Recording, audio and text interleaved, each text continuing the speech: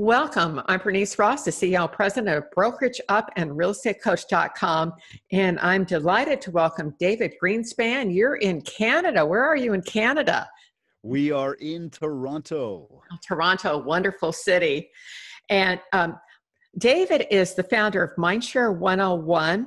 He has a fantastic podcast called Mindshare, and that's on all the major platforms. So, David, thank you for being with us today. So, tell our listeners what this is. I was so excited from talking to you, and I just love this concept you've come up with. So please share it with our viewers today. Absolutely. And again, thank you for inviting me on your show today. I'm happy to be here. And hello, everybody.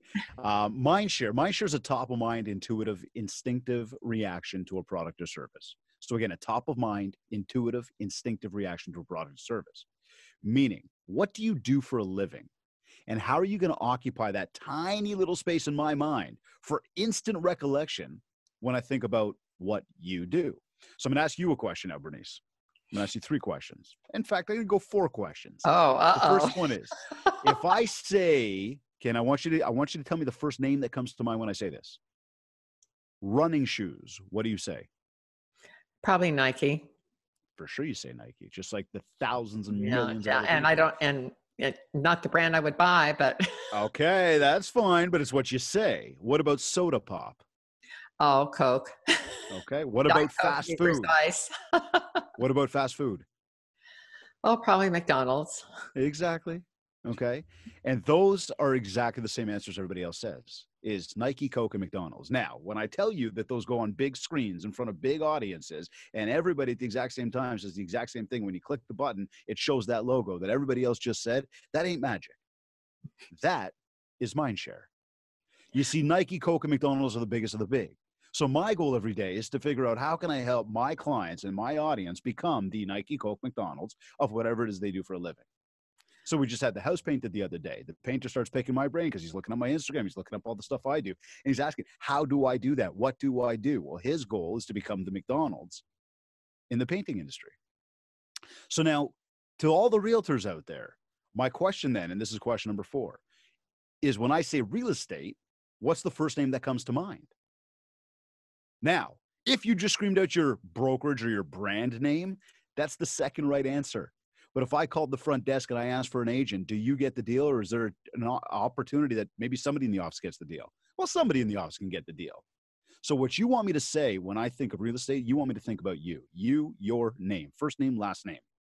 Now when I'm connecting or I'm thinking about my house, it's painting the house, it's cutting the grass, it's doing anything to renovations, making a move, maybe a referral. I think about you. Now you get the deal. Now you put yourself in the right place at the right time, even though you don't actually know when that time is. That, Bernice, is what Mindshare is. You know, I'm so happy you're talking about this today, because the statistics from the National Association of Realtors say that the average real estate agent the average consumer knows 12 real estate agents, and they hire the person they have seen the most recently. So this is one of the reasons right now that I feel is so, in terms of your mind share, when we're coming out of, COVID-19 here, we haven't been able to be face to face. But what's the next best thing? It's what you and I are doing right now. It's this personal connection over Zoom or a video. That's how you get, for me. Now, I know you're a big fan of video. Do you agree with that? Or you have some other approaches to how we might do this? No. You know what? Look, I love video. I think video is definitely something that everybody needs to integrate at this point. And for everybody, look, back in November, I presented at NAR, and we did a series on video. And that was my topic was about one of the ones that I presented at. And when we talked about that, we probably had, 600 or 700 people in the room. And when I asked the question about, who here is doing video, or pardon me, who wants to do video, about 70% of the room put up their hands. Wonderful. Who here wants to do more video? And again, you still got similar ratios. Wonderful. Let's go for it. Who's doing video? Now, all of a sudden, you got about 50% of the hands that are up, maybe less. Now you ask the question of who's doing video consistently. And now there's maybe 10 to 15% of the room that's doing it consistently, which says to us that there's a massive opportunity to take advantage of video marketing. Now, we also know that back in 2019, they predicted 2020 to be the year of video. Now, what did they know about a global pandemic that we didn't know? That's kind of scary stuff. But it says this. Let's be We've been precise. It's a year of Zoom video. It's pretty wild, right? But we've been pushing people, Would have get on thought. video, connect with people, get your face out there, get your voice out there, let people understand who you are. And people have been shy and they're scared. And a lot of folks are like that because they're scared. I don't like what I sound like on camera. I don't like what I look like on camera. Look, my message to everybody there is look at yourself in the mirror, talk to yourself in the mirror. You look and sound the exact same as you do on camera. Done.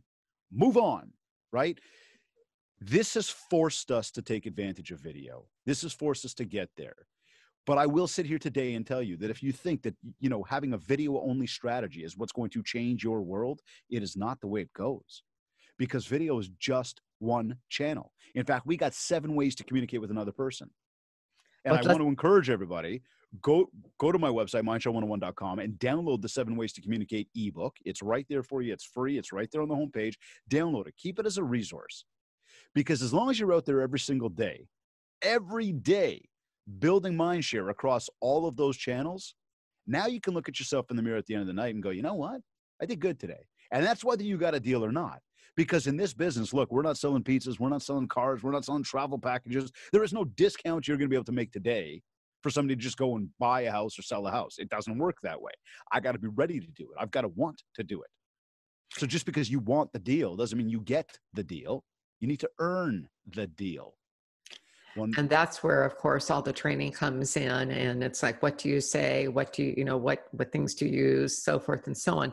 Now, I want to go back to the 7 ways that we communicate. First of all, you know, I'm going to go, as soon as we get off this, I'm going to go download your book, because that sounds like something I absolutely need to read. But let's talk about what those 7 ways are, so that the people here at least have that as a takeaway. Then they can look to the book to get more information. You mentioned people know about 12 realtors, and they're going to go with the person that they saw most recently. Those are NAR numbers, yes. My question to everybody is, why you? Why are they choosing you and not the next person? Is it because you saw them recently? Yeah, that's definitely got a big part of it. Absolutely. But the thing is, what are you doing to earn it, right? And how are you answering the why you question? So now, how do we be seen more recently, right? And how do we do that in a way where, well, we're not, you know, that sleazy car salesman. And sorry, car salespeople. Oh, you did a good job. It's just a cliche, right? Yeah. But you know what I mean? It's that old adage of being like, you know, they can smell the salesperson a mile away. So now it becomes, well, you know, and at the start of COVID, we talked about making your phone calls, calling your database, reaching out. So, you know, people, but I don't want to call, and I don't know what to say to people. I don't want to sound like I'm selling real estate. Whoa. Who told you to sell real estate? Well, what am I supposed to say to them? All right, write this one down, everybody. Hi, how are you? How's the family doing? It's silly little questions, but you know, it's funny because you can put a smile on somebody's face and they will reciprocate. So when we look at the 7 ways and we look at it being there more recently, we look at not being that salesperson, we've got to combine active and passive touch points. Active touch points include calling people. In a world of not social distancing, let's say, going to see people, text messaging people. In those 3 ways of communicating with people, don't sell anybody anything. Just be you. Talk about the birds and the bees, talk about sports, talk about interests, talk about life, talk about weather, talk about something, say hi. Then we've got our passive touch points. Emails, direct mail, social media, and your website. And I leave radio and television out of the mix here because radio and television, it's expensive for most realtors. So we want to kind of keep to that point where we go, I can afford to do this. I can support these channels. I have a process for what I'm going to do here. That all comes back to, again, using all 7 ways on a daily basis. Now, do you have to go to your website every single day and do something with it? No. But if you are going to be a blogger, a video blogger, a podcaster, a written blogger, you better make sure that the last one is not from, you know, the holidays in 2019, right? Or summer of 2019. We've got to be up to date. There's got to be consistency. There's got to be something there that I, as your listener, reader, viewer, have an expectation I can go back there once a week, once a month, or whatever at the same time and get something fresh. Get me into a consistent habit. But again, that's one channel. That's the website. We've got things like our email and our direct mail and our social media. Again, social kind of teeters between, you know, that active and that passive, because I believe that if you're not doing your organic work. You're not engaging with people. You're not posting content. You're not getting involved in the conversation organically as a person, because it's social media. Instead, you're coming in from your business page and all you're trying to do is run ads and sponsor stuff. Well, again, that's like taking flyers and throwing them in the mail. Okay. It's not that none of it can work, but if you're not supporting it with the other channels, it's not going to work. I mean, how do you support a flyer? You send it in the mail, but then you go and you door knock. Then you take the door knock, and the one person out of 100 that was actually nice to you, you put them in your database and you stay in touch with them and you build more mind share. Well, much the same with a Facebook ad. If you're going to put it out there, you better also have your organic game on point. And if you're going to put the ad out there, where are they going? To my website. What are they getting? What have you put on your website? So there's a whole bunch of support that has to be put together using multiple channels in today's world to build mind share and really, well, get the extra market share. David, I love this point that you're just raising about, being what, what Bob Burg calls in his book, The Go-Giver, the connector, the person who just calls up and cares about them, but then takes the next step and asks, David, what can I do to help you with your business or your charitable cause or with raising money for the soccer league that both our kids belong to? It's like this notion of connecting with them in terms of who they are. And then some of the research I saw suggested that of any post that you put on the social media, 19 out of 20 of them should be about the other person, 5% about you. So it comes back to when somebody puts a post on their social media, you respond to their post rather than saying, this is what I'm doing. You connect with them through what they're doing. So I love your takeaways on this. What else did you cover? If you could tick off the 7 ways kind of in order for us, just so we can kind of put that, categorize it. I'm one of these deductive people who needs the 1, 2, 3, 4, 5, 6, 7. Absolutely. Well, you've got your active touch points. So you've got the in-person, by phone, and the text message. You've got your passive touch points, which are your direct mail, your email, your social media, and your website. And high level here is saying that the passive touch points deliver the business message. The active touch points do the personal message.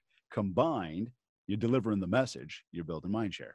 I love that distinction between the passive and the active is building the personal connection. I've never heard anybody set that up. Well, think about this, okay, Bernice? So you're at the coffee shop and you're having coffee, and I walk in and I grab my coffee. I look around, and all of a sudden you see me.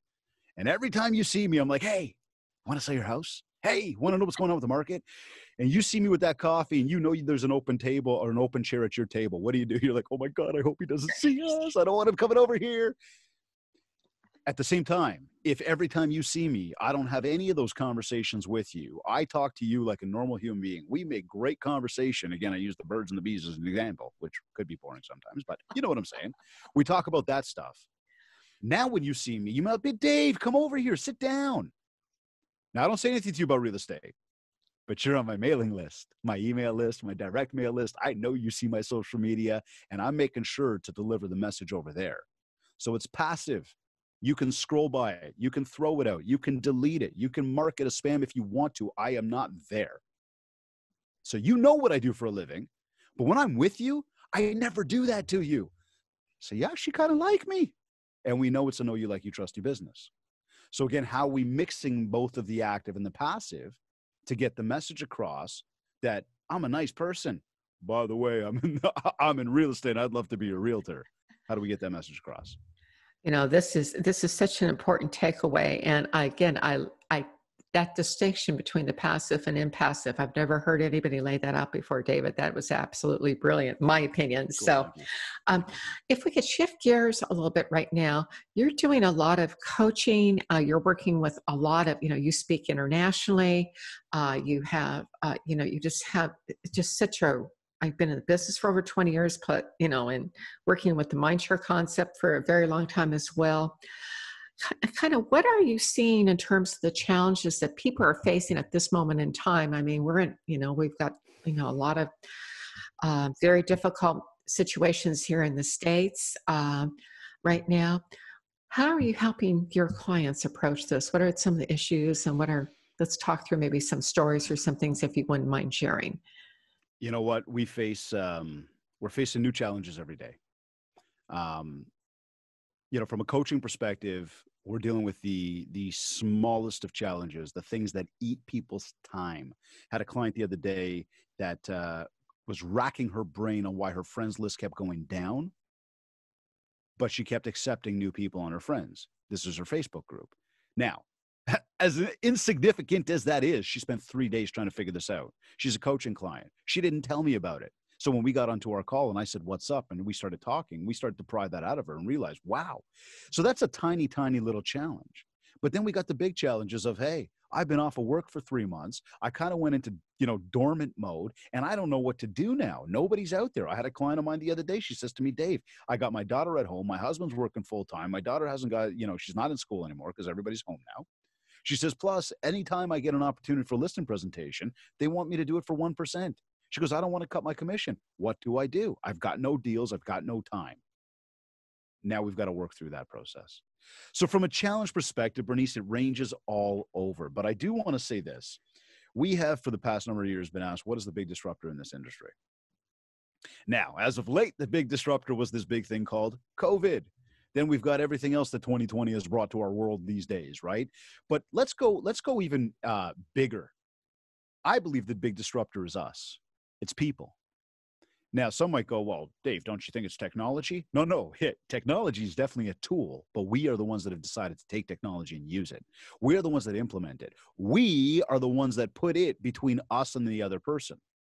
Now, back in the day, we're talking like years ago, before the smartphone, before all the social media, people used to carry quarters in their pocket to return calls when they got a page. Then we got into these big Dimes in bags, my case. right. Then we got into these big bags with cell phones. Then you got real sophisticated and you got the curly antenna on your car because you had a cell phone in there. Now it becomes the point where we're all walking around with these things and we're attached by the hip. We are the ones that put that in between. You see, we used to go and present an offer. We used to go and do the deal. We used to go and negotiate and make it happen. Now we've put this in between us. So the more we put this in between us, the more we create the disconnect, the more we become just one of the many. Where's that relationship? Where's that, come sit down at my table and have coffee? And that's the schmooze, because you just mentioned Bob, and I don't know Bob, and I haven't read his book, but I will say that really, when you look at where the old schoolers used to make their money and where they still do and where everybody still does, it's when you're that person who's out schmoozing. And I know through asking realtors, what everybody loves to do to get business, they love referrals and they love networking, which means they just love schmoozing, going to the gym, going to the coffee shop, going wherever, going for lunch. Yeah, of course we do. Going to the golf course. That's what we love to do. That's the people we are. Cool. Let's continue to do that. And let's not allow this thing to get in between us. You see, chatbots, online lead funnels, all of that stuff, it becomes automation. Well, if you want to set it and forget it, they're going to set and forget you. That is not the person they saw last. You become just a commodity. You become just another option. So again, I come back to the big question of why you? So we are the disruptor. We are what are causing all of our challenges out there. From a mindset perspective, I get it. Everybody watching and listening, if they're realtors, mortgage brokers, loan officers, I don't care if you're a small business owner, you're getting up today and you want to get a deal. I understand. But understand this. The deal is the result. That's the happiest place. That's the stuff we want. But the Mona Lisa wasn't painted in a day. Rome wasn't built in a day. These were tiny little brushstrokes put over a long period of time to create that masterpiece. And I'll tell you something, those brushstrokes and those bricks and the mortar and the carrying the stuff, and it was hot, it was sweaty. That's hard work. That is the act of doing. And it's the act of doing that creates the result of having. Most of us don't like the act. We just like the result.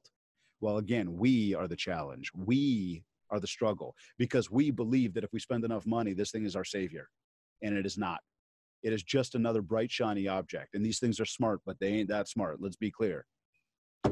it is a tool to make the connection. It's just an opportunity to connect. What you do, it's like saying somehow that there's this wire in my house that's going to give me clients. The same thing. This thing is broadcasting out through a set of wires, or whatever you want to call that. It's just not. I want to circle back to what But you hold said. on. Sorry, Bernice. One more thing on that. I want Sure, everybody to think about absolutely. this. Okay. When we talk about the 7 ways to communicate, I want everybody to think about this. Okay. Let's go back to those 7 ways: in person, by phone, text message, direct mail, email, social, and web. Where am I when I get your phone call? Who knows? Where am I when I get your email? Who knows? What about your social media? What about your website? My social media or my email, I have opted in to see them if I don't have my notifications on. So, But if I'm here on this thing is where I'm seeing them, I could be anywhere. Text message anywhere, right? So where am I going to be at home when I get a piece of direct mail from you, right? So mail is going to connect you with my house. This thing is great. It's powerful, but there's so much noise coming through this thing every single day that it's gotten to the point where it's no longer, again, the big direction we want to go. Don't get me wrong. Use it, abuse it, leverage it. Do not stop. But we've got to take into account the power of sending something to somebody's house, the power of getting together with somebody, the physical, tangible relationship. That is when it's just you and me. I couldn't agree with you more. I want to circle back to what you're talking about in terms of commodities and your client who was, and her people were saying that they want to pay her 1%, a commission list their house. We haven't bumped into that in the States here, or not that I'm aware of. I'm hearing things that prices are holding up, but there's a lot of demand. But this notion of being a commodity, if you think about, if all tomatoes are alike, then you want the cheapest one. And this comes back to what you were saying about your mindset and standing out. And how are you different? Why are you different? All the issues you raise, because you're creating, when you have your own unique value that you bring to the transaction, to that person, that's what matters. So this notion of the commodity and how you frame that and tying that into mindset, I thought was just a huge takeaway, in my opinion, Well, David. and let's take that further then, right? Because you just said unique, right? So when we talk about our unique selling proposition, or what we've all defined in our marketing space as your USP, what is yours? Again, why you? So in fact, let's do that for a second. To define your USP is what's going to help you differentiate yourself between the person who's maybe the 1%, or if all tomatoes are red, like why, we want the cheapest one. Well, why am I going to pay more? First, one thing we know right now, and this is something that we went over in our group. So I've got my one-to-one coaching clients. We've got our Mindshare Masters, which is our coaching group.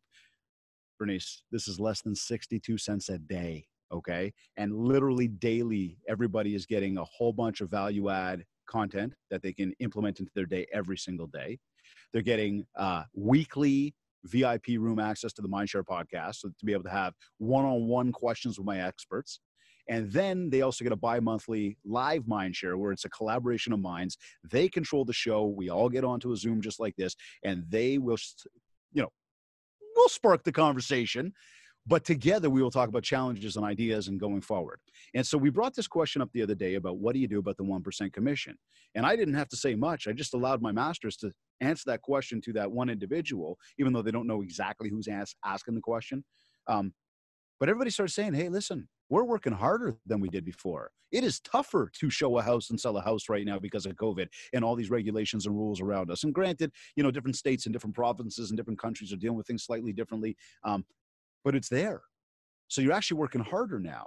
And so everybody's answer was, walk away from it. They are not your people. They do not understand your value.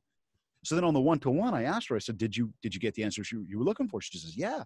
So, but I'm still having trouble. How do I answer this? So now here we come back to the USP. Everybody can. Write down 3 things that are unique about you. So why you, right?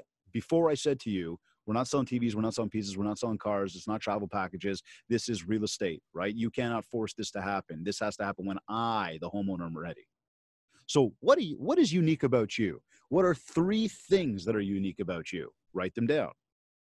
Once you do that, write down 3 things you do all the time as part of the service you deliver to your clients. Because remember, we are in a service business. Know you like you trust your business. You are in a service business. Your goal every day is to wake up and build relationships. So therefore, you're building Mindshare. And how can you service people?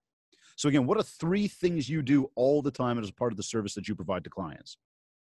Then I want you to write down 3 things you're really good at. Could be time management, could be talking to people. Think about your skill set and write it down. I want you to think about the big problem that you solve. So I've got a client of mine who says, she deals with people that are getting divorced. Got another one that says, if you can't get financing, I am an expert. I will get you financing, right? That's their USP. That is what's unique about them. Because maybe those other 11 out of the 12 realtors may not fully understand how to get you financing. Maybe some of them will. Maybe some of them will have better tricks than the others. But if that's one of yours, like this one client of mine, she says, no matter what, I don't care who you are, where you're from, what your background, I will get you money. Well, hey, you just open up a world of opportunity for me. And maybe if I'm of that niche market, and obviously that's her niche market is folks that need a little bit of help getting financing, then let's go. Let's exploit that. Let's tell people about that, right? So again, what problem do you solve? And then I want you to write down why you were the one that's qualified to solve that problem, okay? Now, once you've identified all of this and you've really written down and kind of identified why are you unique, what's unique about you, I want you to then think about how you're going to take this information and share it onto a listing presentation and essentially summarize it into a really easy, short paragraph or sentence that is really quick and, easy to share with people. So when, again, we ask this question of why you, you've got an answer for that. And it's not just, well, I'm in real estate, because guess what? We know 12 realtors, right? And there are about 1.5 or 1.6 licensed real estate agents across North America. There's 2 million, actually. So why you? Why you, right? There's the big question. Yeah, the thing that I've always trained is to do when you're on a listing appointment is that you create a list of the services you provide, and you want to make sure that you're providing the services your other people do, and then you want to have at least 3 things that make you different. Put them in a check, put the whole list of services. Yeah. Here's what I do to get your property sold for the highest possible price in the shortest amount of time, which is what they want from you. Then check off, check. Please compare what I do with, and then they've got this list and nobody else has a list. They walk in with their market analysis and that's it. So let's go further to that for a second. Okay. Yeah. Let's take that one step further now. I love doing the recon. We talked about that last week about having a military mindset, okay, and thinking about how you do your reconnaissance and understanding who your competition is. Let's go further, though, in the listing presentation, okay? You walk in and I tell you I want to sell. Why? Well, I want to sell because, I need a bigger house. Oh, interesting. So you need a bigger house. Why do you feel you need a bigger house? Well, the kitchen isn't, that big. We haven't had a kitchen table in our kitchen for the past number of years. And, our kids are young, they're getting older. We'd like to sit around the kitchen with their kids. And, we're missing the table. We got the island in the kitchen. So what you're really looking for is a bigger house that has a really nice kitchen with the opportunity to have a kitchen table. Yeah, that'd be really nice. What did we do? Now, I did that really quick and really short, okay? But the idea here is we're digging for the need. It's open-ended questions. I could come into your listing presentation and go, look at me, look what I do, look how I compare, look what I can do for you. Would you like to hire me? Or I can come in and ask you one open-ended question, learn and listen to you, keep my ears open, continue to probe deeper. And once I find that bottom line need that you just haven't shared with anybody else because nobody's bothered to ask you that many questions, now we figure out how to satisfy that need. And if I can prove to you I can satisfy that need, will you hire me? I tell you what, this is a great way to wrap up, and I love this conversation. So final takeaway for our viewers today, David. Gosh, what a powerful session this has been, and thank you so much for sharing so much wisdom, that you've created from the people you've worked with and the work you've done. Thank you so much. Oh, my pleasure. My pleasure. Thank you for having me. Last thoughts here would be, I want everybody to break down and ask themselves, how are they managing time? So where are you tracking your time? Are you tracking your time? And are you watching what you're doing every day so you give yourself the opportunity to look back at the end of the day and feel satisfied? Go to bed satisfied, Look at that schedule, prepare it for tomorrow. This way you wake up totally determined. So manage time. Manage money. Think about the budget that you've got, that you're operating within. Think about where you're spending your money. Are you spending it on the group of people that deliver 70 to 90% of your business, or are you delivering on the group of people that you don't know that only represent about 10 to 30% of your business? Again, are you over budget, under budget, on budget? Review your budget. Manage time, manage money. The other one is to build Mindshare. And we talked about the 7 ways to communicate. I've given you a little tips today on how to go ahead and do that. But I truly believe that if you manage your time, you manage your money, and you build Mindshare every single day with a goal to be genuine and authentic with people and build those relationships, your real estate business will grow exponentially. Thank you, Mindshare equals market share. I love this. Mindshare equals market share. Great way to end. We've been visiting with David Greenspan. You can visit his website on mindshare101.com, download his book, and check out his programs. Gosh, I feel like signing you up myself. Thanks for being with us today, David. My pleasure. Thank you so much for having me.